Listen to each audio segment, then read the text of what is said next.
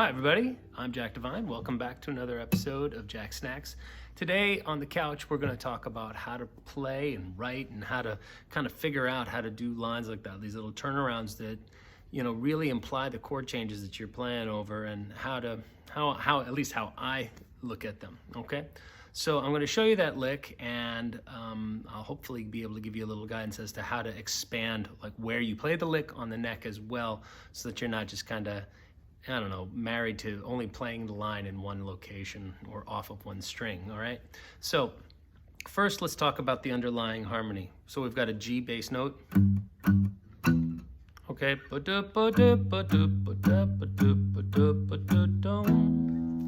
go to the E. All right, and it's not, if we're at a G major, normally we'd be using an E minor, right, and an A minor, but in this progression we're going to be using, all right, an E dominant 7, and that's going to lead very easily to this A7, and then, okay, and then come, it's kind of a Western swing kind of thing. That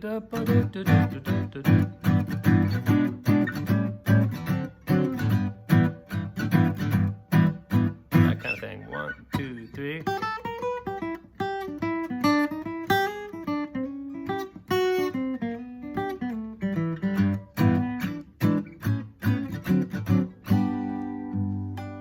All right, so basically what's happening is we're going to spell out this kind of bluesy G6 sound. Okay, we're going to do that up off the flat 3 into the 3rd, but we're going to walk up to it. Okay, so we're just basically coming chromatically from 2 to 3 in G. Then root 6 5 root. So that,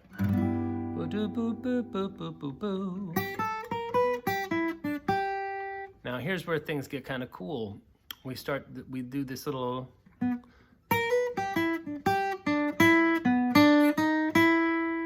okay, and so we use this chromatic note and then blow right past it. What everybody would probably think was going to be our target note to get to E is the root of E, then go to the G that we're still playing over, and then go chromatically one note above that into the 3rd of the E7 chord we're about to play into. And that's what's kind of cool in my mind about this.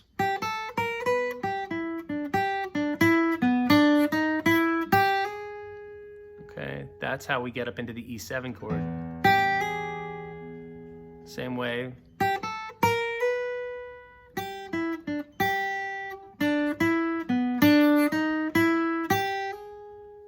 Okay, so this is an E7 arpeggio, but we get into it,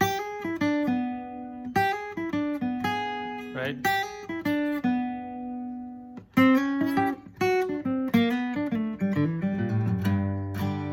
Okay, so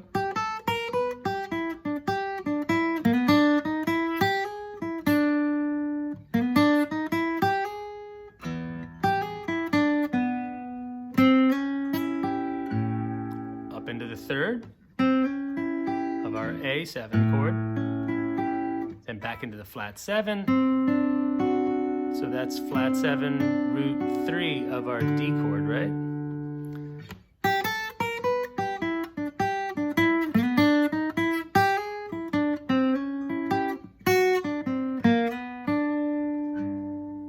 Right?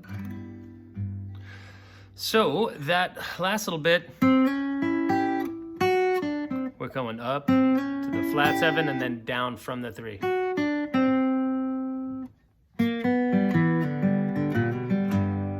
Somehow, okay? Now, how we resolve to the G really isn't an issue once we get to that last node, right? So that, right, from there, or,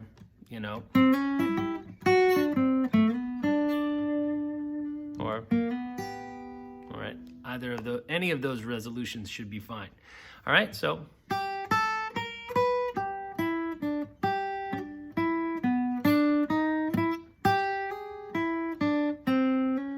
I usually sneak that in with my pinky.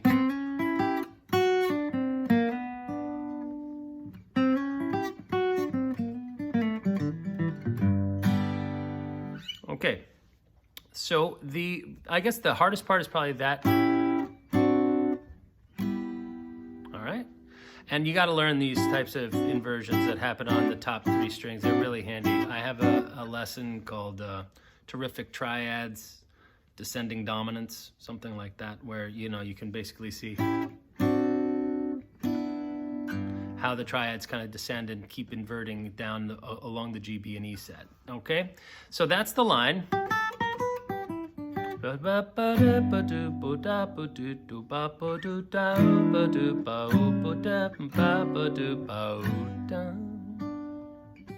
Okay, now let's take the same notes and try thinking about ways to play that line. Okay, now we could, if this stretch is too much for you, which down in G it is kind of a handful.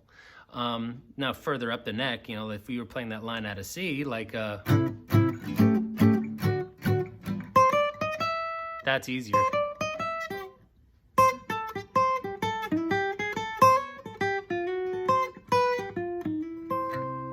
Right, we'd be able to do that. So you should definitely do that. You should definitely run that shape all over the neck and figure out where you stop feeling comfortable. But more importantly is to figure out the solutions to that for G, right? Is instead of, we could think of, right, where we kind of trill off there. That's kind of nicer, actually.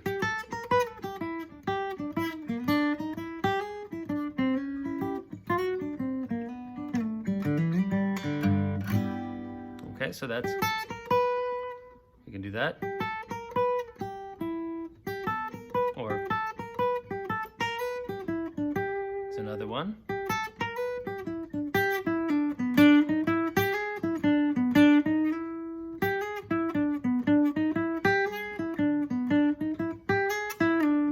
That's kind of slick. Okay, you got to become familiar. You got to increase your vocabulary. You can't only know how to play that lick there, right? Right? That's even cooler. You can bend. Okay, now how do we play this? That would be, sorry, let's get that angle better for you. Up into that C sharp, right? That's the 3rd of the A, and that shape, oddly enough, is the same shape that we use for this 7th chord, the D shape, back here, right? But because of the way the guitar between the B and the G string, G and B string are tuned, the shapes invert once we come up into this string set. So that's over A. Then over D, it's a bar here, okay?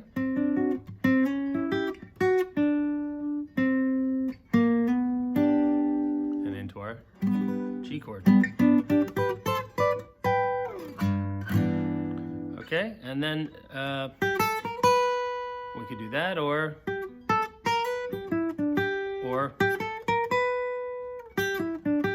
that's cool, or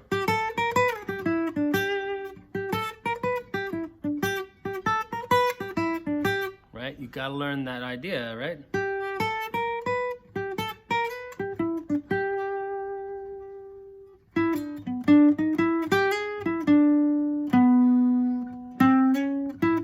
Oh, sorry.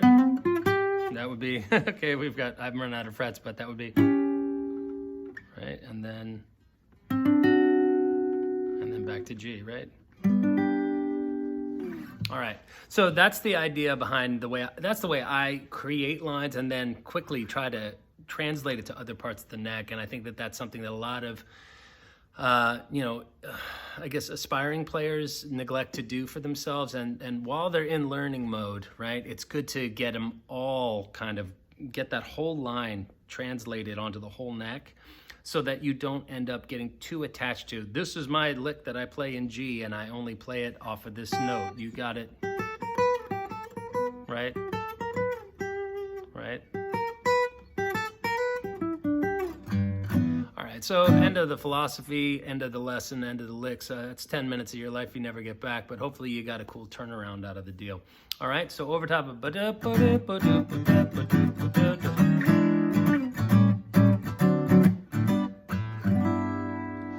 hopefully now you got something meaningful to play off of that, and maybe you can even tailor the line to accommodate other types of turnarounds, okay? I guess that's it for today. I hope you guys are having a great one, and I'll see you soon, I hope. All right, take care. Signing off from Bethany Beach, Delaware. This is Jack Devine with another episode of Jacksnax. Cheers.